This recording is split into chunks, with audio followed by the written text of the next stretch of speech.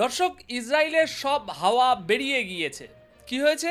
ইসরায়েলের সব হাওয়া বেরিয়ে গিয়েছে। কারণ তো অনেক আছে, কিন্তু শুনুন ব্যাপারটা কি। নেতানিয়াহু পুতিনকে বলেছেন, রাশিয়ার রাষ্ট্রপতি ভ্লাদিমির পুতিনকে, আরে ভাই আগে কথাটা তো শুনুন। ভিডিও শুরু হয়ে গেছে আর চাচা এদিকে বিজি হয়ে আছে। ইসরায়েলের সব জারিজুরি শেষ। এর কারণ অনেকগুলো, কিন্তু আসল ব্যাপারটা কি সেটা আগে মন দিয়ে শুনুন।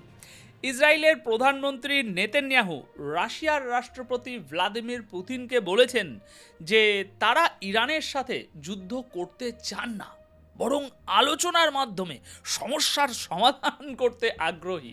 হ্যাঁ, ঠিকই শুনেছেন। যা শুনে সবাই এখন অবাক। এমনটা যে হতে পারে তা কেউ ভেবে উঠতে পারেনি। কিভাবে নেতানিয়াহুর হাবভাব এমন বদলে গেল তা বলা মুশকিল। তবে তিনি এরপর আরও বলেছেন যে ইসরায়েল যুদ্ধ নয়, বরং প্রতিবেশী দেশগুলোর সঙ্গে সম্পর্ক স্বাভাবিক করতে চায়। অর্থাৎ এর মানে কিন্তু পরিষ্কার, ইসরায়েলের তেজ এখন অনেকটাই কমে এসেছে। আর এর পিছনে একাধিক কারণ রয়েছে। প্রথমত, ইরান প্রথমবার যে হামলা চালিয়েছিল তার ক্ষত ইসরায়েল আজ পর্যন্ত মুছে ফেলতে পারেনি। সেই হামলার ধ্বংসস্তূপ তারা এখনো পুরোপুরি সরাতে পারেনি, সবেমাত্র সরানো শুরু করেছে। দ্বিতীয়ত, ইরানের মিসাইলের শক্তি সম্পর্কেও তারা এখন অবগত। এমনকি ডোনাল্ড ট্রাম্পও তাদের বুঝিয়ে দিয়েছেন যে ইরানের সাথে সংঘাতে গেলে আমেরিকা এবং ইসরায়েল উভয়েরই সম্মানহানি হবে। যদি ইসরায়েল 20টি মিসাইল ছোড়ে এবং তার জবাবে ইরান একটা ছোড়ে এবং সেটা লক্ষ্যে গিয়ে সফলভাবে আঘাত আনে, তবে তাতেই সব সম্মান মাটিতে মিশে যাবে। বর্তমানে ওই অঞ্চলে আরব দেশগুলো সহ রাশিয়া ও চীনও ইরানের সমর্থনে কথা বলছে। তাই সব মিলিয়ে এখন পরিস্থিতি এমন দাঁড়িয়েছে যে নেতানিয়াহু এখন নরম সুরে কথা বলতে বাধ্য হচ্ছেন। যুদ্ধ নয়, শান্তি চাই। দর্শক, এর পিছনে আরও একটি বড় কারণ সামনে এসেছে। সম্ভবত নেতানিয়াহু গোয়েন্দা সূত্রে খবর পেয়েছেন যে ইরান একটি ভয়ঙ্কর পদক্ষেপ নিতে চলেছে।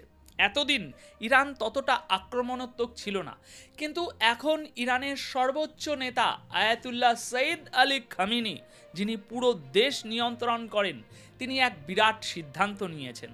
মানে এতদিন পর্যন্ত ইরানের সর্বোচ্চ নেতা আয়াতুল্লাহ সৈয়দ আলী খামেনি দেশের মিসাইলগুলোর পাল্লা 2200 কিলোমিটারের মধ্যে সীমাবদ্ধ রাখার নির্দেশ দিয়েছিলেন।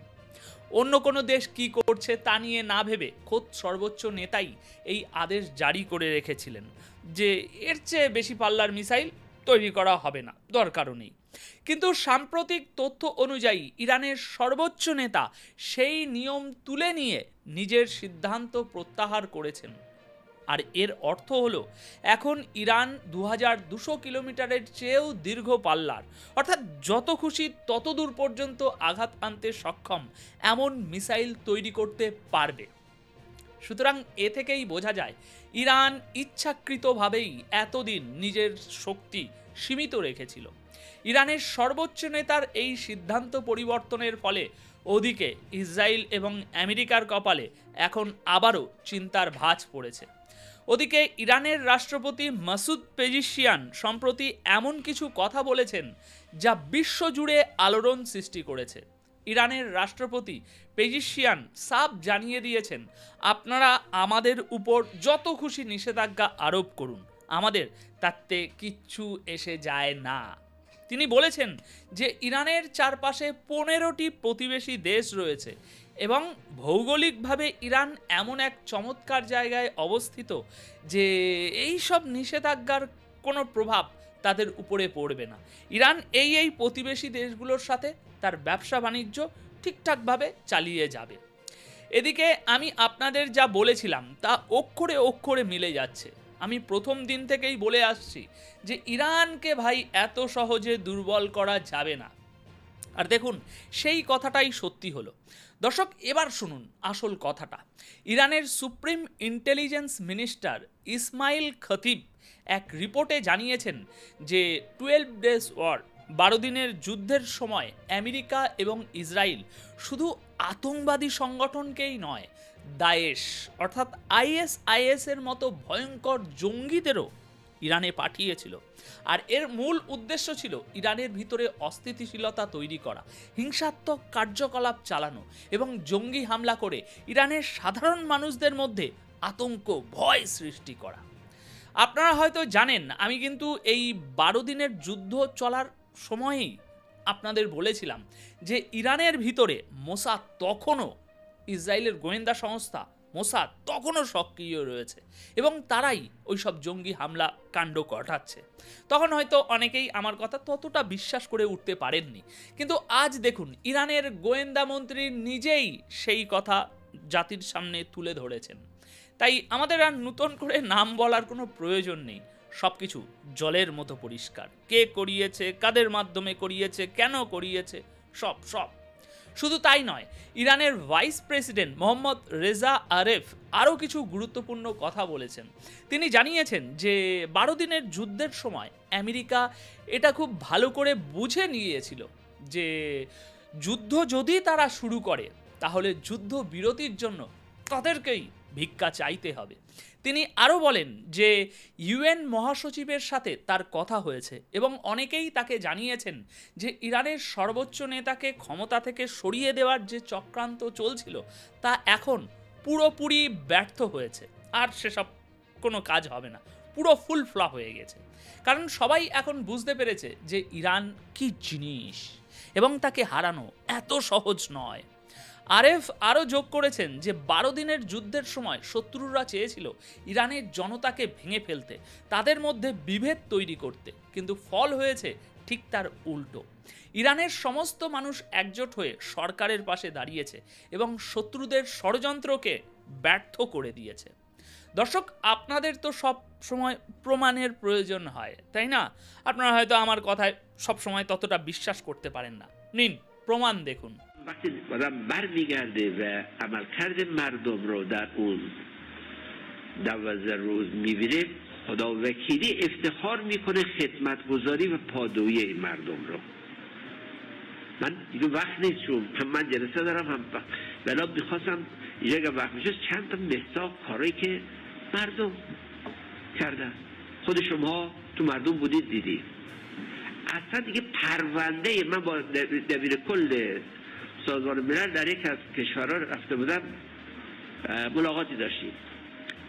ایشون حرف ایشون بود که این প্রিয় দর্শক, ইরানের ইন্টেলিজেন্স মিনিস্টার এটাও স্পষ্ট করে দিয়েছেন যে ইরানের সরকারকে ফেলে দেওয়া বা উৎখাত করার যে প্ল্যান ছিল তা আমাদের মিসাইল ও সশস্ত্র বাহিনীর সামনে মুখ থুবড়ে পড়েছে এবং তারা হেরে গেছে।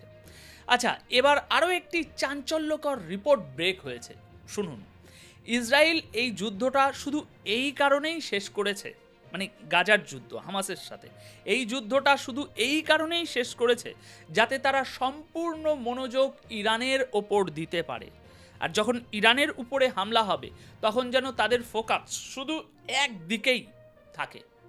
ইরানের একজন স্পেশাল অ্যাডভাইজার, একজন বিশেষ উপদেষ্টা এই কথাটি বলেছেন। এই দেখুন তার বয়ান। তিনি বলেছেন যে গাজায় যে যুদ্ধ শেষ হয়েছে, যে যুদ্ধ বিরতি হয়েছে, এর ফলে অন্য কোথাও একটা নতুন যুদ্ধ শুরু হতে চলেছে বা শুরু হতে পারে, এমনটাই তিনি ইঙ্গিত দিচ্ছে। তো ভাই, এই অন্য কোথাও মানে নিশ্চয়ই ইসরায়েল বাংলাদেশে মিসাইল হামলা করতে আসবে না, তাই না? পুরো ইঙ্গিতটাই ইরানের দিকে, তাই তো? যদিও নেতানিয়াহু পুতিনকে বলে দিয়েছেন যে চাচা তাদের বলে দিন আমাদের উপর যেন হামলা না করে, এই মারামারি দাঙ্গা যেন বন্ধ করে, কিন্তু দর্শক এটাও তো একটা ফাঁদ হতে পারে, তাই না? ভাই, তোমাদের যদি যুদ্ধ করার ইচ্ছাই না থাকে তাহলে আমেরিকা শত শত ট্যাঙ্কার মোতায়েন কেন করে রেখেছে? কেন আমেরিকা তোমাদের বারবার F-35 আর অত্যাধুনিক অস্ত্রশস্ত্র পাঠাচ্ছে? তোমাদের ওখানে তো এখন যুদ্ধ শেষ হয়ে যাচ্ছে, তাই না?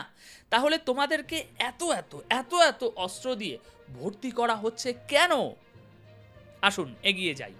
ওদিকে ডোনাল্ড ট্রাম্প তার সরকারকে আদেশ দিয়েছেন যে মিডল ইস্টে থাকা আমাদের সেন্ট্রাল কমান্ড মানে সেন্টকমের সেনারা এবং কমান্ডাররা যেন ইসরায়েলের ভিতরে একটি নতুন পোস্ট বা অফিস তৈরি করে এবং সেখান থেকে পুরো মিডল ইস্টের উপরে নজর রাখে।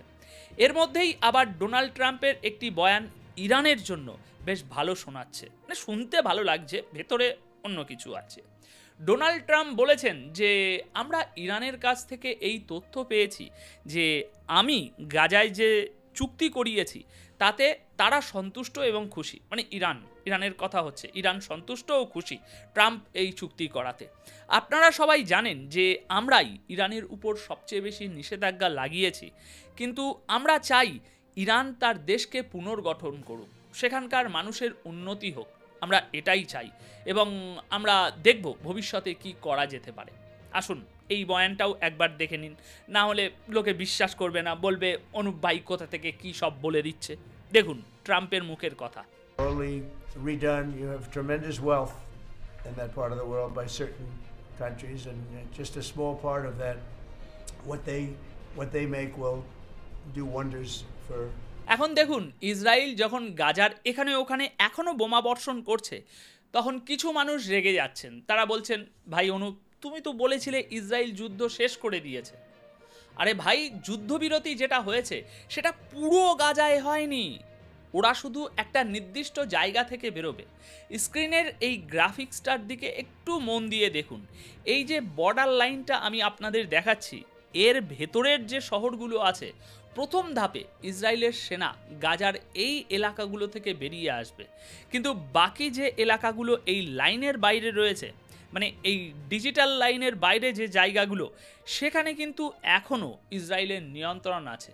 ভাই ওরা সেখানে হামলা করতেই পারে, এখনও সেখানে কোনো ফিলিস্তিনি বা সাংবাদিককে দেখলেই ইচ্ছা হলে ওরা মেরে দিতে পারে। এটা ওদের একটা বাতিক, এটা ইসরায়েল আর আমেরিকার স্বভাব। ওরা যদি কখনো মাথা নতও করে তাহলেও এমন কিছু কাজ করে যাতে প্রমাণ করা যায় যে আমরা হারিনি।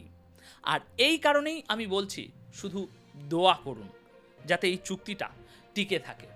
অনেক অনেক ধন্যবাদ আপনাদের সকলকে এত সময় আপনাদের মূল্যবান সময় দেওয়ার জন্য। এই প্রতিবেদনের বিষয়ে আপনাদের যদি কোনো মন্তব্য থেকে থাকে তাহলে অবশ্যই তা কমেন্ট বক্সে লিখে জানাবেন। ধন্যবাদ আপনাদের সকলকে।